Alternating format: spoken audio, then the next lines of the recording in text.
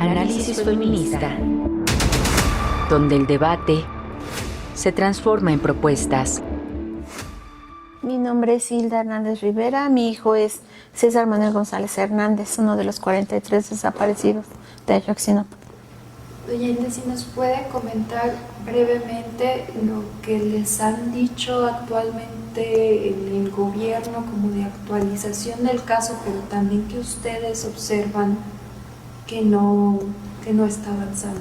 Sí, bueno, para ellos es avanzar en que quedamos estancados en la verdad histórica, aunque ellos digan que no es lo mismo, pero sí, ellos cambiaron su metodología, pero se están basando a base de esas líneas que dejaron esa verdad histórica, ¿sí? Entonces la dicen diferente, las personas, todas que ya están, unos ni viven y otros ya salieron, hablan de ellos, ¿no? Entonces nosotros al darnos cuenta en este año que estaban haciendo todo eso, cuando entró la señora presidenta Claudia, se lo hicimos saber a ella, bueno, antes al señor Arturo de Gobernación y luego a la señora presidente Claudia, y ella dijo que según era una metodología nueva, pero la cual no nos ha llevado a nada porque seguimos en lo mismo, dando como vuelta en lo mismo, nos dicen lo mismo.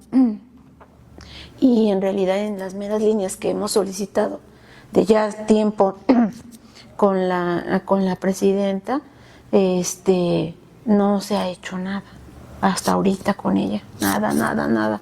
O sea, estamos en un estancamiento del cual ellos no nos han sacado de ahí, pero dicen que según es muy importante, pero pues no hay importancia, sino que como que se está perdiendo el tiempo ahí nada más, ¿no? Y pues lógico, nosotros no vemos que avancemos, por eso nos desesperamos, por eso les exigimos, les hemos señalado que faltan los 800 folios y en los cuales no han hecho nada por en verdad solicitarlos al ejército, ¿no? Y sí existen esos 800 folios, más que no sabemos la razón por la cual ellos no las quieren entregar, ¿no? También lo de la telefonía. La telefonía dejaron mucho los expertos unas líneas en las cuales ellos no han retomado eso, sino ellos se van como por otras cosas que dicen que es la telefonía, pero no tiene nada que ver con lo de los chicos, ¿no? De los detenidos, que son personas que ni siquiera, algunas a veces ni siquiera las oímos nombrar en el caso desde el 2014. Entonces son cositas así que pues no nos ha llevado a nada del caso, ¿no? Del saber el paradero de nuestros muchachos. También se les ha solicitado a la señora presidente que deben de regresar los expertos. Ella dice que el GIEI ya no existe y que es más, ellos ni tienen tiempo. Y nos hemos preguntado, o sea, ¿por qué ella contesta algo que ni siquiera se les ha hecho la pregunta a ellos, ¿no? Una. Y aparte, ella dice que el GIEI no. Bueno, a lo mejor sí, ya fue en su momento un GIEI y todo eso, pero son expertos. Entonces, si nosotros tenemos confianza en ellos nos han sacado adelante en esas investigaciones en las cuales pues no nos han podido engañar, ¿no? Como ahorita, pues para mí es un engaño, ¿no? Una mentira. Y por eso estamos hasta donde estamos exigiendo, ¿no? Entonces, no sé por qué ella se niega a que no vengan alguien de los expertos. Ellos están en la mejor disponibilidad, pero no sé por el motivo por qué ellos le tienen miedo a que venga alguien a seguir diciendo qué es lo que sucede, ¿no? En este caso nosotros, ¿no? Los chicos, los 43, y ella no es accesible así. Es por eso que siempre le estamos ahí exigiendo, pero ya llega un momento que también nosotros ya nos desesperamos, ¿no? Porque no se ve ese avance. Y más, pues no hay más que te pueda yo decir. Y nosotros, o sea, seguimos en lo mismo, los 800 folios que se presenten, porque pues podemos avanzar ahí un poquito, ¿no? ¿Qué sucedió? ¿Quién se lado? ¿Para dónde jalaron unos otros? También hay 17 chicos que fueron a dar a las barandillas y en los cuales de ahí se los llevaron. Y eso también lo supo el ejército. Entonces, ¿por qué no decir qué fue lo que sucedió, a dónde los llevaron? O sea, ¿qué pasó más allá, no? Hay chicos que también, no me acuerdo si veintitantos chicos, no es exactitud, me acuerdo de la cantidad, pero fueron veintitantos que fueron a dar al ejército de 27 batallones. Entonces, son muchas cosas que ellos se hacen sordos cuando les decimos, cuando tenemos esas reuniones, ¿sí? Ellos nos dan vuelta con sus palabras intelectuales, digo yo, porque pues ni les entiendo hasta que después ya los analizo y busco qué significaba, ¿no? Entonces digo, ellos así nos traen. Entonces, pues nosotros no vamos a parar, vamos a seguir exigiendo, ¿no?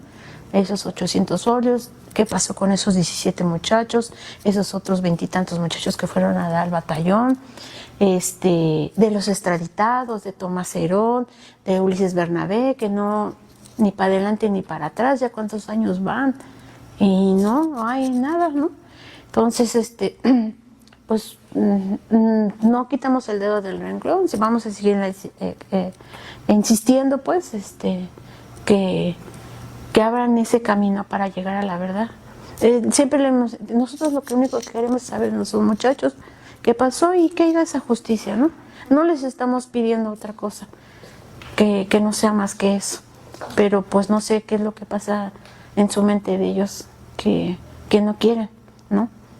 Doña Ili, si pudiera mandarle un mensaje a los medios de comunicación solidarios como es CIMAC Noticias, también a las personas solidarias que siempre les han acompañado para estas actividades y en general que les sigan siguiendo su camino. Pues de antemano, muchas gracias por el espacio que nos dan para seguir difundiendo lo que sucede, que no es como lo dicen ellos, ¿no? Y otra, agradecerles a todos los medios y principalmente al medio de las compañeras que están atentas también a esta situación que está sucediendo. Les agradecemos mucho que estén al pendiente y que difundan lo mayor posible para que la gente también esté informada y pues más que nada que sepa también la verdad de cómo va el caso, no con mentiras, ¿no? Y bueno, esto es parte de la entrevista que se tuvo, pues sí, con la mamá de César Manuel, Hilda Hernández Rivera, y bueno, una, varias cosas que nos siguen estremeciendo 11 años después. em, y ella se pregunta, ¿por qué no decir lo que pasó? ¿Por qué no se esclarece la verdad, que es lo que estas mamás, estos papás han pedido a lo largo de 11 años? Bellatzin Velasco Santiago, coordinadora del área de educación del Centro de Derechos Humanos, Miguel Agustín Pro Juárez, gracias por estar y ¿por qué no se dice la verdad de lo que pasó? ¿Qué es lo que está deteniendo? Como lo dice Hilda, que genera ese estancamiento de las investigaciones, del acceso a la verdad en el caso de la desaparición de 43 jóvenes de la escuela rural de Ayotzinapa. ¿Qué detiene estos avances? Hola, buenos días, Lucía. Muchísimas gracias por la invitación y a todas las compañeras de CIMAC, así como quienes están viendo este programa. Creo que la palabra de doña Hilda es muy poderosa y nos hace repetir y seguir alzando la voz con esta pregunta: ¿qué está pasando? ¿Por qué no se han encontrado a 11 años los 43 estudiantes de la Normal Isidro Burgos de Ayotzinapa? Creo que ella ha señalado distintos elementos que hoy es importante tener presentes de esta investigación que ha tenido distintas fases, distintos señalamientos desde las mismas familias. Este sexenio inició con una nueva perspectiva para la investigación por parte de lo que ha dicho la presidenta en términos de cómo se van a utilizar métodos y tecnologías para generar nuevas pruebas y poder encaminar líneas de investigación que permitieran avanzar en los testimonios y recuperar algunas de las evidencias que a lo mejor en otras partes de la investigación no se habían avanzado. Esto no necesariamente ha tenido el avance que las familias quisieran al año. Sin duda, una de las cosas que más detuvieron la investigación durante mucho tiempo. Al final del sexenio y al principio de pues era quien estaba a cargo de la Unidad Especial de Investigación y del caso Ayotzinapa, la UEILCA, como sus siglas, que hasta este julio fue retirado de su cargo y que las familias durante mucho tiempo estuvieron diciendo directamente al expresidente como a la actual presidenta que había no solo una falta de herramientas y de proceder para poder conducir esta comisión, sino además ya esta unidad, sino también cómo pues había evidencia de no ser a lo mejor la persona idónea para este cargo y lo demostraron las denuncias públicas que se hicieron para que después fuera retirada. Y esto a lo mejor conectándolo con algo que creo que doña Hilda y muchas de las familias señalan es cómo hay un contexto donde no necesariamente se empujan o están las personas más adecuadas en los cargos para investigar y buscar a las personas desaparecidas, ¿verdad? Se daba esto en señalamientos del titular de la UELCA con los mismos señalamientos que muchas otras familias hacían a la titular de la Comisión Nacional de Búsqueda o la Comisión de Derechos Humanos. Y pues creo que sin duda otra de las cosas que ha señalado doña Hilda y que ha sido la batalla de las familias y que han estado ahí desde las investigaciones que se hicieron acompañadas con el GIEI como con las organizaciones acompañadas, es lo que corresponde a la transparencia por parte de la información que puede otorgar el Ejército Mexicano y muy claramente con los más de 800 folios y documentos de inteligencia que no han sido entregados. ¿No? Esto es algo que no viene de hace un año, viene desde fácil unos 10 años, desde que se ha empezado a señalar que hubo esa noche participación del Ejército Mexicano. Doña Hilda habla del juez de Barandilla, sin embargo hay evidencia de que en esa noche pues hubo Sí, te información. concluye. A ver, lo que dijeron cuando hay el cambio de gobierno, sobre todo con Andrés Manuel y después ahora con la presidenta Sheinbaum, el discurso que se ha manejado es que nunca iba a haber impunidad, ¿no? El compromiso público que se hizo en su momento es que se iba a llegar a la verdad, que esa verdad histórica que se había inventado el gobierno de Enrique Peña Nieto se iba a desmontar y que se le iba a dar toda la información a los padres y en ese momento al GEI que estaba investigando. Eh, ¿Qué detiene, te pregunto, Mellatzin, qué detiene que esas promesas que se hicieron, incluso con la propia presidenta Claudia Sheinbaum, no se concreten y estemos, pues, como si fuera, como lo dijo la señora Hilda, ¿verdad? Estancados sosteniendo la verdad histórica que se supone que se iba a tirar y dar a conocer la verdad. ¿Qué detiene? Creo que está fraseado en esta parte que señalaba al final de mi intervención, es cómo hay actores que no han dado la información que se necesita para saber si ahí se puede encontrar mayor información tanto del paradero como de posibles responsables o personas que puedan dar información. Doña Hilda también señalaba, creo que está esta parte de, sin duda, de quienes podrían tener o conocer o abrir camino en términos de datos e información de esa noche, no han avanzado los procesos de extradición o no han pasado los procesos dentro de las fiscalías, que eso siempre va a ser un actor en términos de búsqueda de personas desaparecidas que hay que señalar, ya sea por su falta de acción o falta de seguimiento a las investigaciones. Y sin duda esta otra parte que creo que mencionábamos que tiene que ver cómo cuando no hay titulares o personas responsables con capacidades comprometidas con la búsqueda de personas desaparecidas, como fue en el caso del extitular de la UEILCA, se pueden tener detenidas investigaciones y eso impacta en la búsqueda y en la localización. Fueron 3 años que la investigación estuvo sin avanzar y a pesar, creo, de que puede existir una voluntad o una narrativa desde el Ejecutivo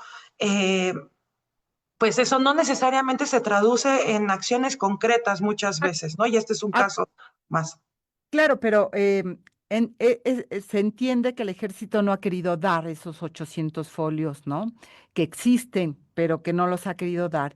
Y antes de que se fuera el presidente Andrés Manuel, se le cuestionó, porque te recordarás, se cuestionó sobre esos 800 folios que no había querido dar el ejército y él dijo, yo voy a dar la instrucción. Y supuestamente dio la instrucción para que todo se diera. Es decir, estamos hablando del jefe del ejército. El presidente es el comandante supremo, en este caso la presidenta, y su orden es que se entregara todo, pero no se entregó.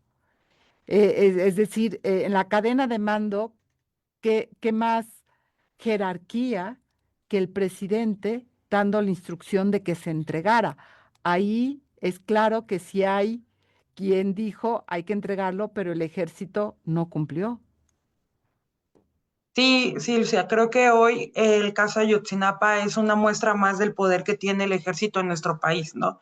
Y es increíble y como lo señala doña Hilda, pero como lo señalan en general durante este tiempo las familias, como a pesar de que existe esta instrucción desde el poder más alto, no hay posibilidad de poder conocer esa información como lo has en muchos otros casos y como se ha exigido para al ejército, ¿no? Para que las Fuerzas Armadas puedan cumplir con algo que es un mínimo básico de la defensa de los derechos humanos y de la exigencia para cualquier familia, es que pueda haber información, ¿no? Y de ahí se puedan abrir o no, o descartar líneas de investigación, ¿no? Creo que no entregar 800 folios y que sea una información que no se conozca, sin duda no podemos decir qué contiene, pero tampoco no se puede avanzar para ver si hay otro tipo de caminos que pueden emprender las familias para encontrar a los muchachos. Creo que hoy por hoy es una de las muestras más que nos tienen que hacer cuestionarnos cómo están actuando las Fuerzas Armadas en nuestro país, cómo se les ha otorgado distintas facultades, no solo en términos de esto de poder ayudar a localizar a personas desaparecidas, sino en otros aspectos donde podemos enfrentar los mismos obstáculos, donde ellos pueden negarse y no hay un poder civil, no hay una fuerza que pueda hacer que ellos colaboren de manera abierta en las investigaciones. Y 11 años, de eso estamos hablando, de años de madres y padres exigiendo algo que es absolutamente justo, humanamente necesario, la verdad. ¿Qué pasó con estos 43 jóvenes? De eso vamos a seguir hablando después de esta pausa. No se vaya, volvemos. A casi 11 años de la desaparición de los 43 normalistas de Ayotzinapa, permea la impunidad. El próximo 26 de septiembre de 2025 se cumplirán 11 años de la desaparición de los 43 estudiantes de la Escuela Normal Rural Raúl Isidro Burgos de Ayotzinapa, ocurrida en la ciudad de Iguala, Guerrero.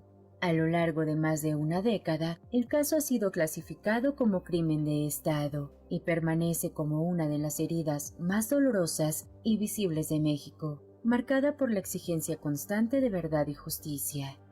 La noche del 26 de septiembre de 2014, los normalistas se dirigían a Iguala para tomar autobuses con los que viajarían a la marcha del 2 de octubre en la Ciudad de México.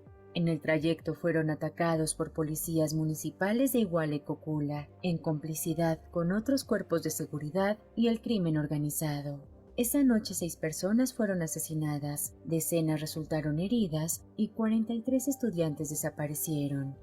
La primera versión oficial, conocida como la verdad histórica, sostuvo que los jóvenes fueron entregados al grupo criminal Guerreros Unidos y posteriormente incinerados en el basurero de Cocula. Sin embargo, esta narrativa fue desmentida por expertos internacionales y organizaciones de derechos humanos, al demostrar que no existían pruebas científicas ni materiales que sostuvieran esa conclusión. En 2018, con el inicio del gobierno de Andrés Manuel López Obrador, se creó la Comisión para la Verdad y el Acceso a la Justicia, que declaró la desaparición de los 43 como un crimen de Estado, señalando la participación activa de autoridades de distintos niveles, el ocultamiento de pruebas y la manipulación de la investigación original. A la fecha, solo se han identificado los restos de 3 de los estudiantes desaparecidos. El caso ha implicado a exfuncionarios de alto nivel, como el exprocurador Jesús Murillo Caram, detenido por desaparición forzada y tortura, y Tomás Herón, exdirector de la Agencia de Investigación Criminal, acusado de manipulación de pruebas y actualmente prófugo en Israel. También se han liberado órdenes de aprehensión contra mandos militares y policías locales, aunque las familias denuncian la falta de voluntad política para profundizar en la responsabilidad del ejército. A casi 11 años, los padres y madres de los normalistas mantienen viva la exigencia de justicia con marchas, protestas y la convocatoria a la 132 Acción Global por Ayotzinapa. Mientras tanto, las investigaciones permanecen inconclusas y el dolor de las familias sigue marcando la memoria colectiva de México, en un caso que se ha convertido en símbolo de impunidad y resistencia. Informó para Análisis Feminista, Marlene Galván. Y estamos de regreso, 11 años, de eso estamos hablando, de 11 años de padres, madres, sociedad, colectivos, comunidad internacional pidiendo la verdad, una investigación profesional, una investigación que explique qué pasó con estos 43 jóvenes, que pueda dar las rutas de quiénes son los responsables, para qué. No solo para que esas personas vayan ante la justicia y expliquen y den la cara a la sociedad mexicana internacional, sino para que no vuelva a ocurrir, para que nunca más volviera a ocurrir. Sin embargo, como hemos escuchado en la primera parte de esta entrevista con la mamá de César Manuel González, la señora Hilda Hernández Rivera, está estancado todo. Mellatzin, no se sabe qué hay que hacer, es decir, se sabe que faltan 800 folios, se sabe que 17 jóvenes llegaron a las barandillas y que habría información ahí que dar, ¿no? Se sabe, pues eso, que hay rutas que no se han investigado, pero nada se mueve. Es decir, la palabra que usó la señora Hilda lo retrata muy bien, están estancadas. Y me da escalofrío porque aun cuando la máxima autoridad de este país pueda declarar cualquier cosa, la inacción del Estado queda en la impunidad en términos de que el ejército simplemente no cumple y no hay poder humano que lo haga cumplir, que entregue los folios, que abra las investigaciones, que realmente se haga. Y eso nos habla de este poderío que tiene el ejército mexicano, incluso encima de quien ocupe la presidencia, hoy la primera mujer presidenta, que como bien nos recordaba Hilda, pues prometió también la verdad, una nueva metodología, pero nada de eso ocurre, mi querida Mellatzin. Seguimos estando como casi en el primer día, pero a diferencia de que hoy se tiene mucha más información que no se investiga. Claro, creo que el caso Ayotzinapa sigue siendo muy poderoso y sigue siendo muy relevante para toda la sociedad mexicana porque es la muestra de lo que viven miles de familias en nuestro país en la búsqueda de sus seres queridos, ¿no? Esta falta de inacción, esta falta de investigación no es suficiente con las narrativas y las voces desde el poder más alto de este país para que puedan ser localizadas las personas desaparecidas.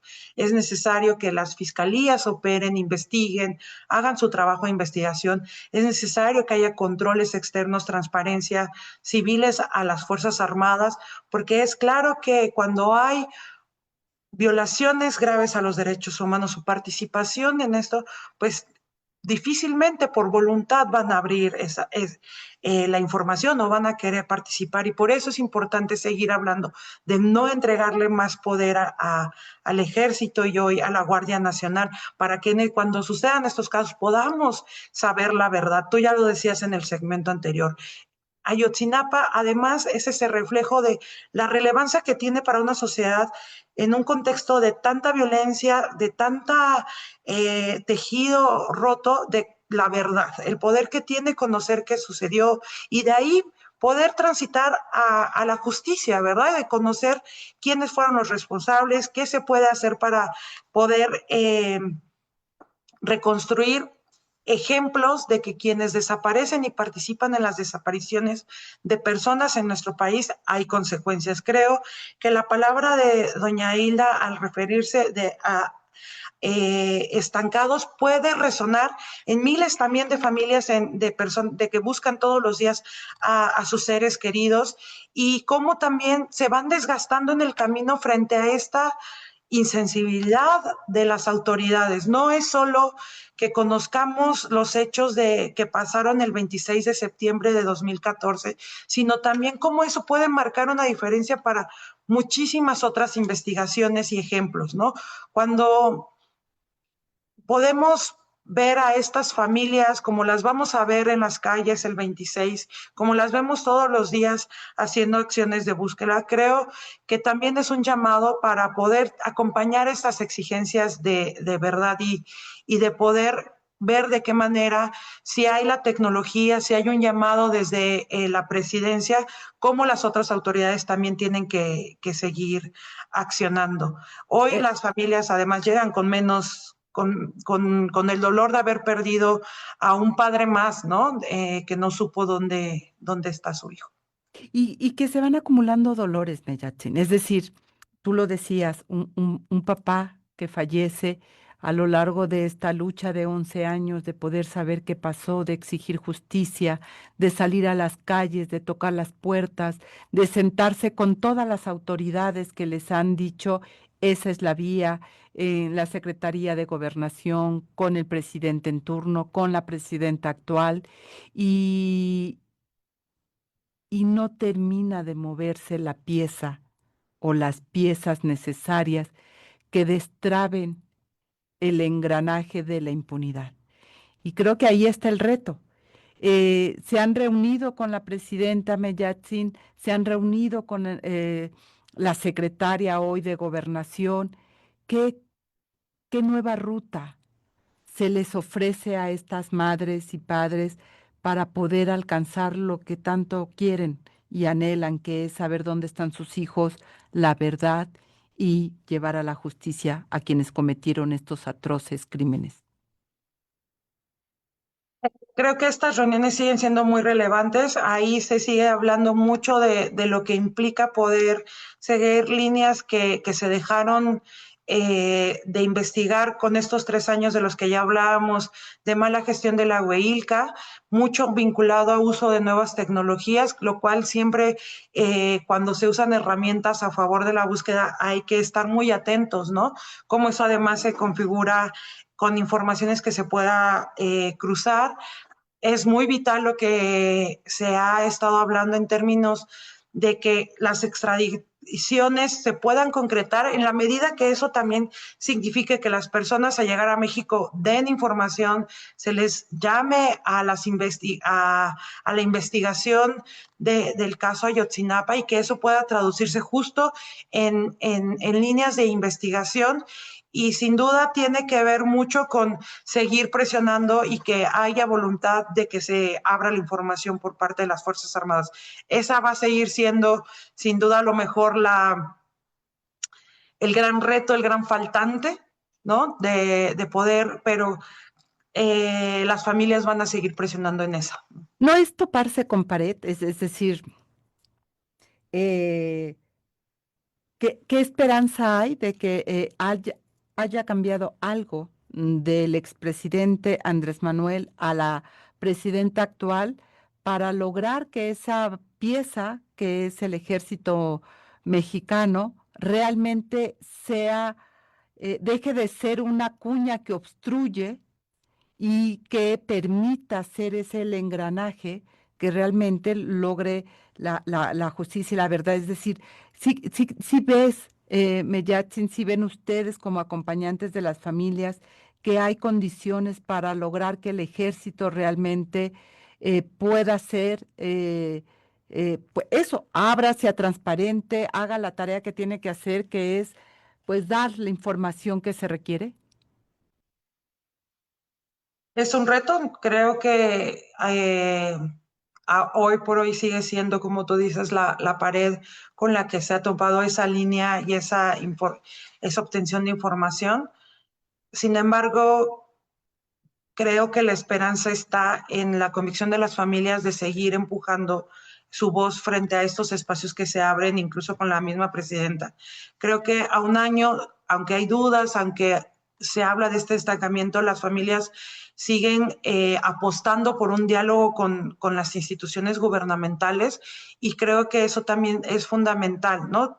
En términos de seguir apostando no solo en sus acciones de protesta, sino creyendo que puede haber un, una articulación, un trabajo desde quienes lo han puesto también sobre la mesa de que se cumpla. Y, Vamos a ver y si se logra, ¿no? Creo que claro, uno no puede como acompañante renunciar a esas perspectivas, aunque se tendrán que seguir abriendo otras líneas de investigación y seguir empujando otras vías frente a estos faltantes de estas autoridades. decía la señora Hilda la posibilidad del GEI que regresara. ¿Ustedes ven viable esta figura? Tal vez no las mismas personas, pero sería, yo digo, idóneo que regresaran las mismas personas que conformaron el GEI, porque son las que tienen toda la investigación, las que rastrearon, las que conocen el caso desde las entrañas. ¿Ustedes ven posible, viable que esto ocurra?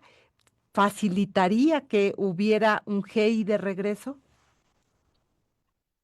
Sin duda, desde el Centro Pro Lucía creemos que la asistencia internacional y la observación internacional es vital en el contexto de la crisis de derechos humanos y desapariciones, y en un caso como Ayotzinapa, siempre la ayuda internacional ha sido no solo desde el GIEI, sino desde la misma Comisión Interamericana como la ONU.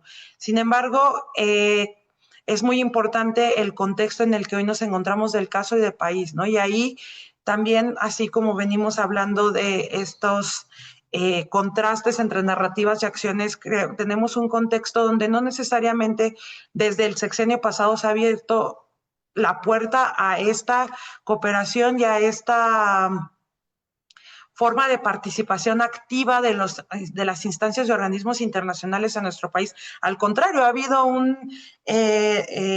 una apuesta y una narrativa de no, hasta llamarla de no intervención de estas instancias internacionales en nuestro país, y eso, concretando, significa que quien tendría la última palabra, ya sea de alguna experta o experto internacional, es el mismo gobierno, ¿no? Va más allá de las familias, lo están poniendo sobre la mesa, las organizaciones acompañaríamos sin duda lo que las familias vean necesario, porque ellas son al final las que deciden, pero esa decisión estaría directamente en la mesa de la presidencia del gobierno hoy, pero no necesariamente los antecedentes nos dicen que el gobierno actual es el más abierto para la cooperación internacional en violaciones a derechos humanos, ¿no? Y es algo de lo que seguramente en este espacio también se ha hablado mucho, ¿no? Como hoy por hoy parecía que esa ayuda, ese espacio se ha ido cerrando también para poder denunciar no solo lo que pasa en el caso, sino en otros casos de violaciones en nuestro país. Tú decías, Meyatsin, pues la gran deuda también en materia de la justicia, ¿verdad? De que las fiscalías hagan la tarea que tienen que hacer, investiguen realmente, que además, pues eso nos lleva a hablar de esta reforma que se hizo, de esta nueva Suprema Corte de Justicia, pero pues que sigue intocada la fiscalía, ¿no? Las fiscalías siguen siendo las mismas, que no tampoco ayudan a que se resuelvan cosas. Y en este cambio vemos a ahora sumándose a esta Suprema Corte que ha sido una pieza clave también en Ayotzinapa, el abogado de las víctimas también, igual que ustedes como acompañantes. ¿Ves alguna luz en ese sentido? Es decir, la presencia de Vidulfo Rosales en la Suprema Corte de Justicia daría esperanza de poder tener mayor, pues eso, mayores puertas para poder saber y poder destrabar aquello que esté hoy atorado en el caso de Ayotzinapa.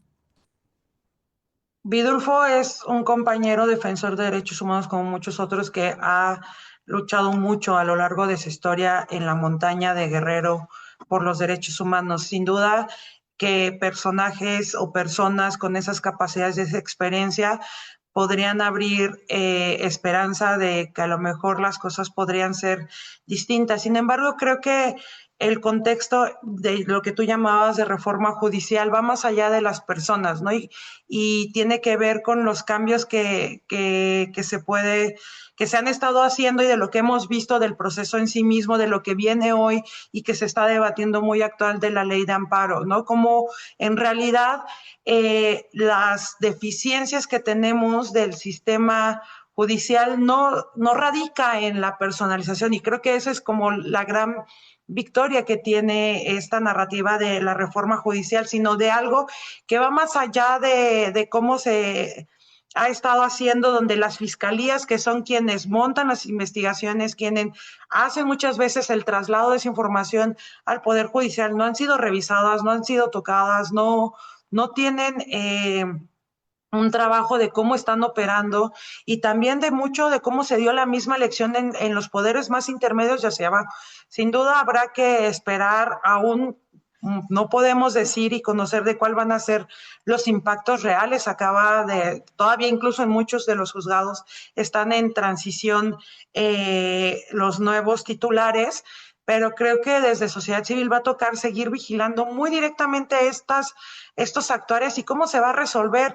Creo que el primer impacto, y que seguramente también desde SIGMAC lo han estado viendo, es que muchos de los procesos en esta transición están detenidos, ¿no? Y que eso cómo se implica para personas que estaban a lo mejor en proceso de obtener su libertad o a lo mejor en términos, ¿no? De poder conocer una resolución, y ahora hay que esperar a que termine la transición porque no se pensó en estos pasos mínimos. Claro, claro, se dio y no se vio todas las afectaciones de lo que iba a ocurrir y de cómo entonces, digamos, mitigar aquellas afectaciones, como tú bien lo señalas, Mellatzin Velasco. Pues se nos ha agotado el tiempo. Este es un caso que lo vamos a tener que seguir colocando en el centro de la conversación, porque lo que no podemos permitir es que se olvide, que se cree que ya pasó, que ya no tiene caso colocarlo. Ayotzinapa sigue siendo una herida que está abierta y que no se ha podido cerrar porque no ha habido justicia, porque no hay verdad.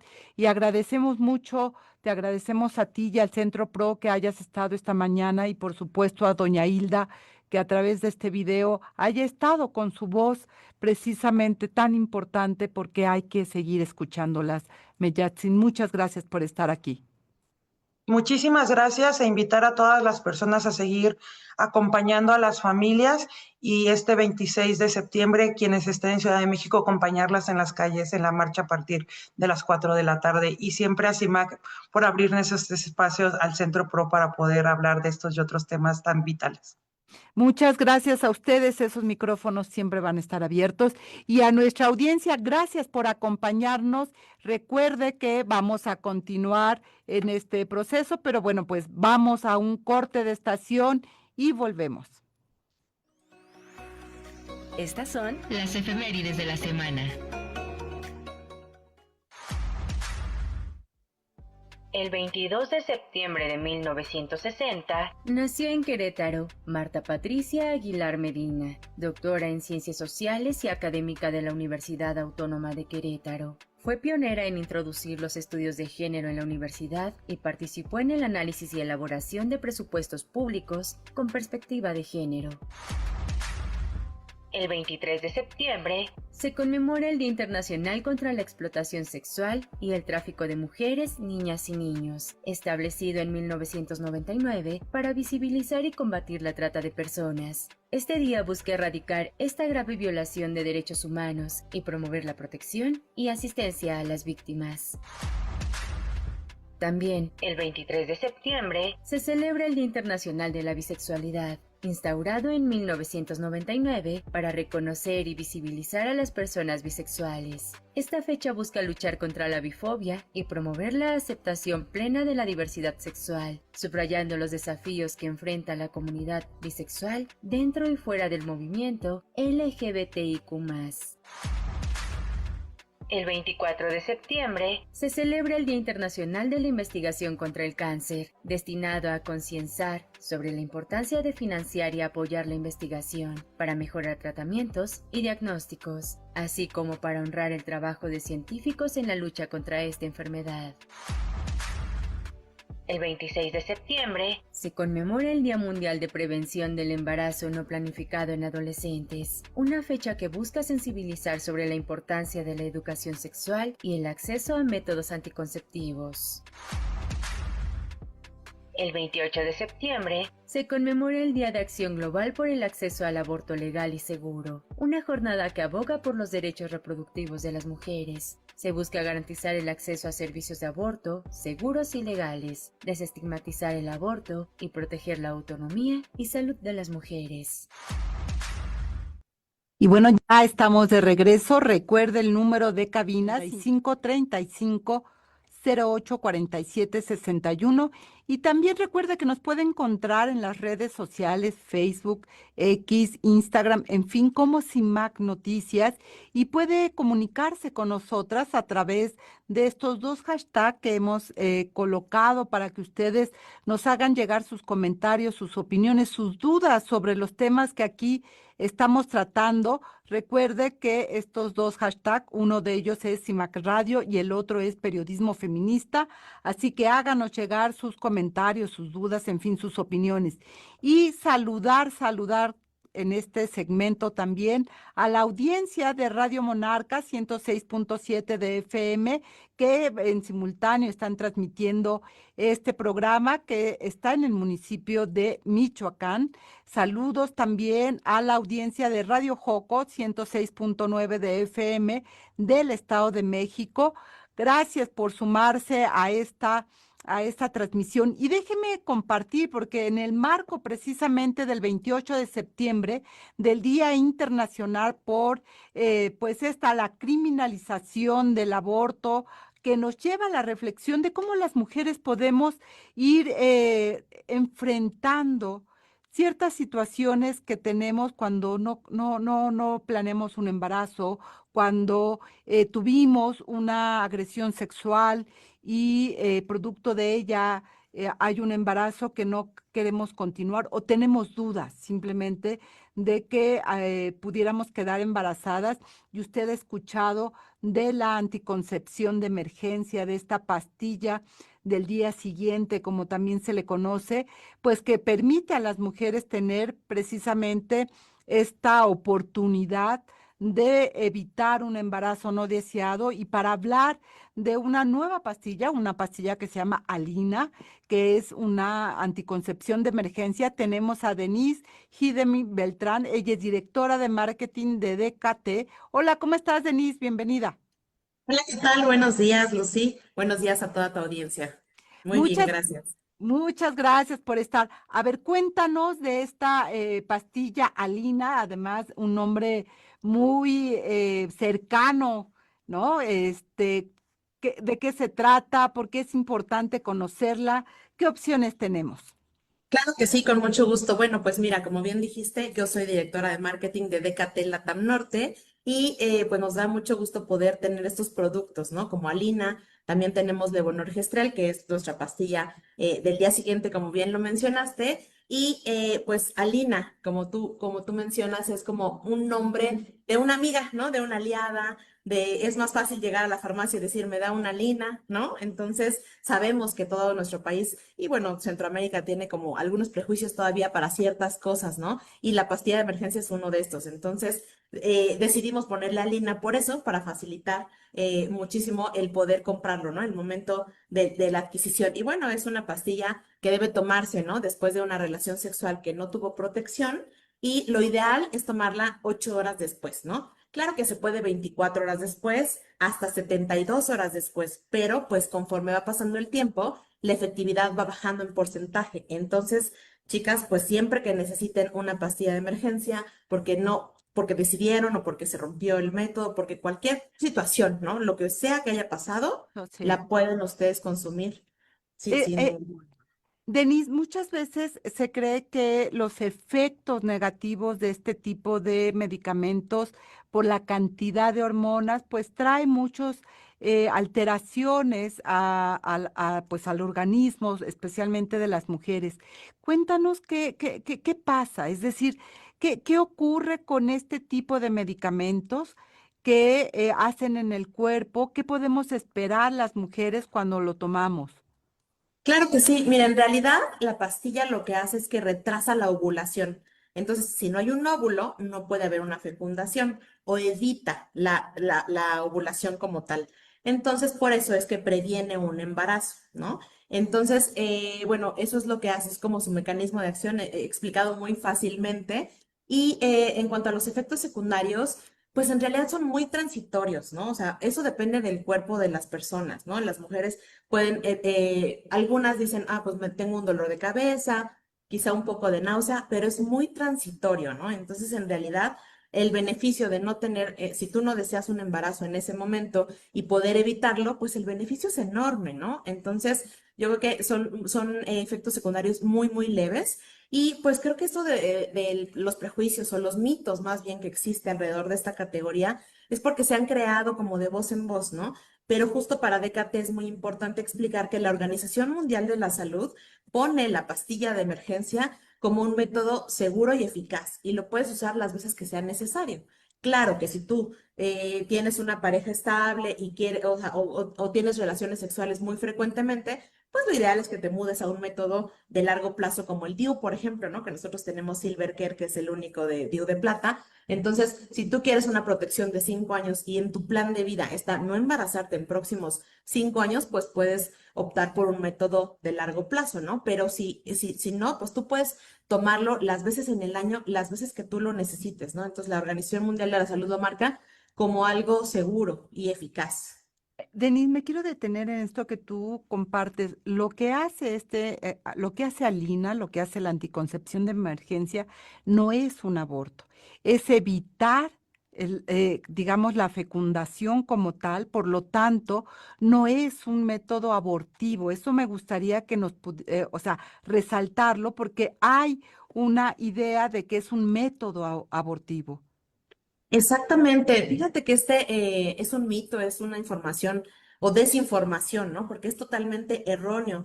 La sustancia como tal se llama levonorgestrel y ha existido más de 30 años, ¿no? O sea, está muy, muy estudiado en todo el mundo, existe en casi todo el mundo y evita la ovulación, ¿no? Incluso, por ejemplo, si alguien está embarazada, no lo sabe y se toma la pastilla, pero ya está en la segunda, tercera, cuarta semana de embarazo, no va a interrumpir el embarazo. Es más, ni siquiera hace daño, ¿no? O sea, al bebé, ¿no? Entonces, definitivamente la pastilla de emergencia no es abortiva. Claro que hay pastillas que sabemos, ¿no? Que es el misoprostol, mifepristona, esos son para otro tipo de cuestiones de evacuación uterina, pero la levonorgestrel o Alina o las pastillas de emergencia, ninguna es abortiva. Entonces, es muy importante que todas pues conozcamos esta información, ¿no? Porque existen todos estos rumores que se van pasando, ¿no? De generación en generación y que pues creo que nosotras en esta época pues tenemos que estar bien informadas, ¿no? Para poder cuidarnos y ver a los anticonceptivos como nuestros aliados, ¿no? Como esta cuestión de autocuidado y no de algo de imposición. Entonces, si tú decides no tener un embarazo en este momento, pues la pastilla de emergencia puede ser una opción cuando no tienes otro tipo de métodos anticonceptivos, ¿no? Y esto es muy importante que señalas porque efectivamente esta desinformación, estos mitos que surgieron alrededor de la anticoncepción de emergencia que se fue catalogando como abortiva, como si estás embarazada y te la tomas, entonces va a crear malformaciones, en fin, que por supuesto a las mujeres nos da muchísimo miedo porque lo que no queremos es causar daño, ¿no? Si estamos embarazadas, no queremos causar daño a nuestro bebé, a nuestro futuro bebé, en fin. Y lo otro que es muy importante, y gracias por aclarar, Denise, que qué tanto necesitamos recurrir a una médica para hablar de lo que tenemos temor, es decir, a lo mejor como se rompió el condón o pues fui víctima de violencia sexual, tengo miedo de quedar embarazada. ¿Qué ocurre entonces? Hay que ir con una doctora, en fin, cuéntanos cómo es el procedimiento para acercarnos a Lina. Pues mira, nosotros como DKT tenemos un servicio gratuito que la verdad como ONG, la venta de nuestros productos nos permite tener proyectos sociales. Entonces este contact center es un grupo de expertas consejeras que pueden orientar de cualquier tema de bienestar sexual. Entonces, si las personas o las mujeres gestantes pues tuvieron un incidente o pues como tú decías, no se rompió el preservativo o fuimos víctimas de alguna toco madera, ¿no? De alguna violencia sexual o demás, pues pueden escribirnos al contact center. Entran a DKT. Tenemos un WhatsApp, si me permites, lo puedo decir, es completamente gratuito y es el 55 48 77 07 72.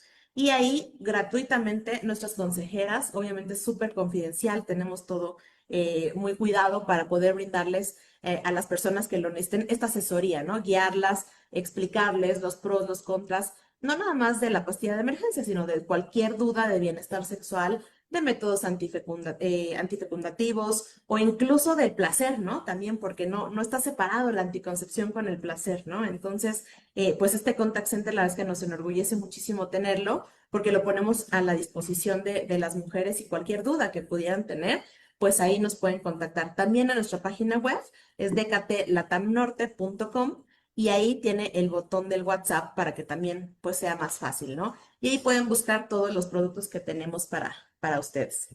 En estos días, pues empieza a haber mucha información también sobre la anticoncepción, sobre los servicios incluso de aborto que pueda haber. Pero aquí lo importante es que esto es de emergencia, tal cual, como señala. No es un método anticonceptivo regular, tú ya lo planteabas. Si en tu plan de vida está ejercer la vida sexual, pero no embarazarte, lo más importante es que puedas acudir con una ginecóloga, con un médico y que puedas planear de acuerdo a tu cuerpo, de acuerdo a tu edad, de acuerdo a todas tus situaciones, pues qué anticonceptivo te conviene, requieres, porque no hay, digamos, estándares, o sea, todas somos iguales. Algunas mujeres necesitan un método, otro, y eso es importante la consultoría médica, Denise.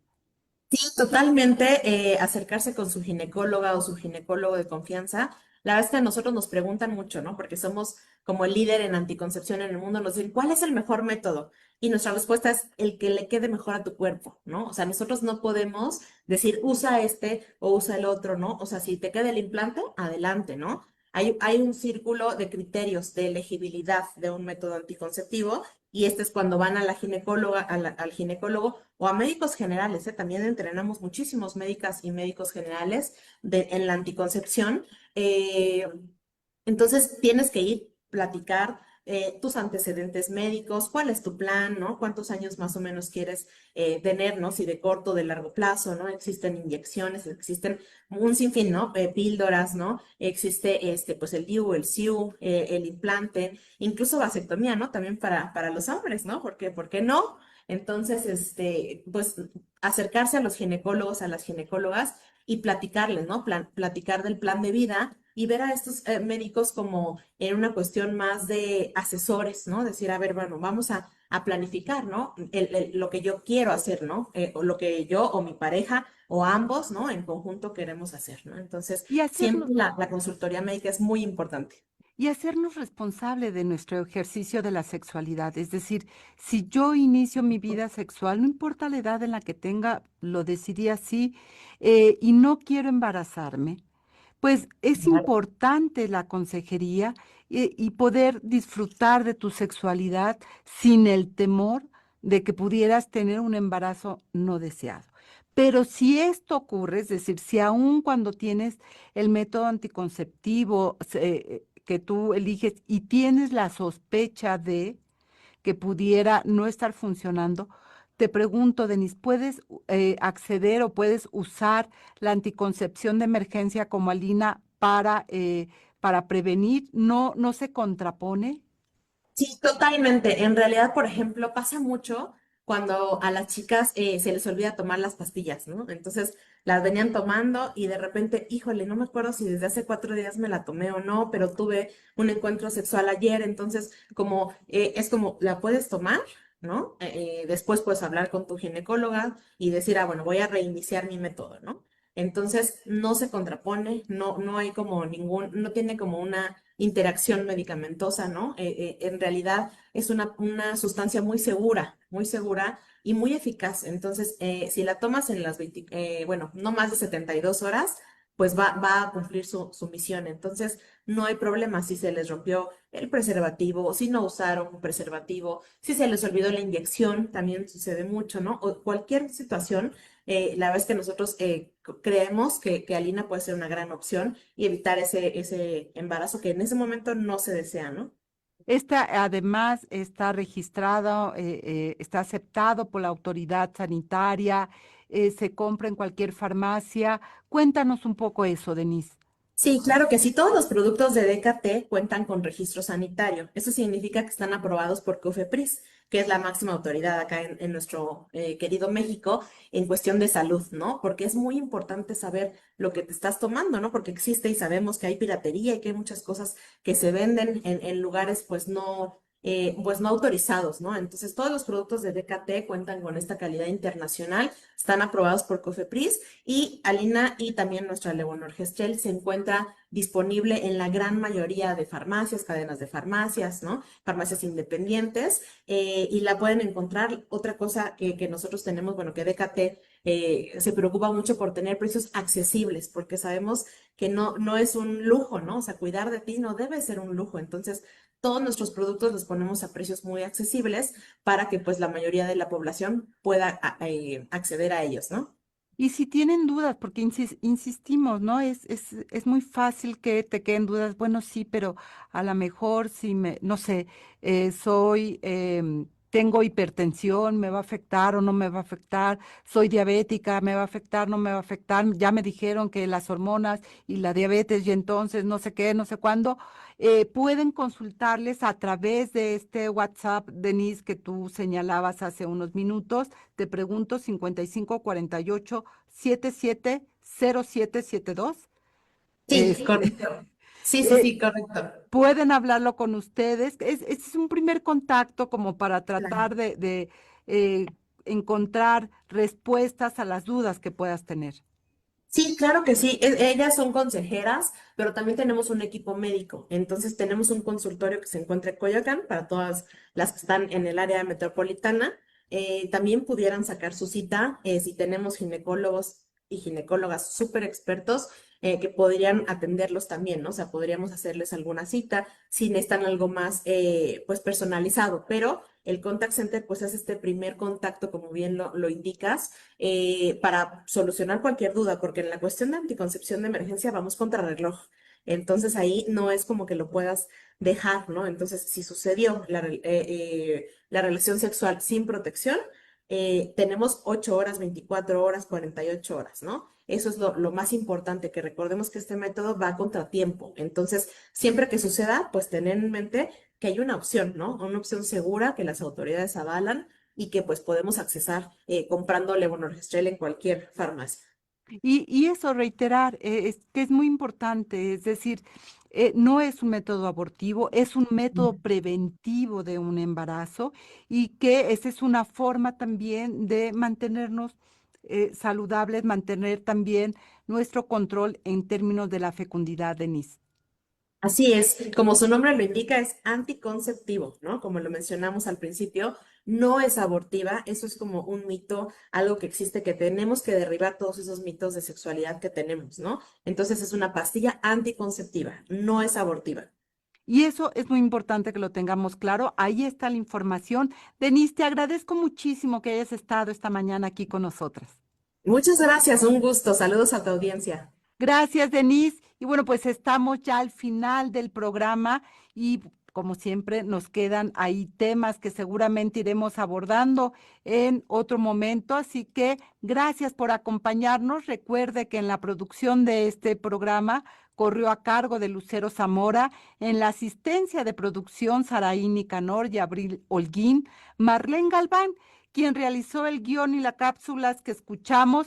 Y recuerde que nos puede escuchar de manera simultánea en Radio Monarca 106.7 de FM, repito, 106.7 de FM. Esta radio está ubicada en el municipio de Contepec, en el estado de Michoacán de Ocampo. También Radio Joco 106.9 de FM, que está precisamente en el municipio de Jocotitlán, en el estado de México. Saludos a las audiencias de ambas estaciones que se suman a esta transmisión. Yo soy Lucía Lagunes Huerta, nos escuchamos y nos vemos el próximo miércoles en una emisión más de Análisis Feminista en punto de las 11 de la mañana. Tenga excelente día y excelente resto de semana. Hasta pronto. Análisis Feminista, donde el debate se transforma en propuestas.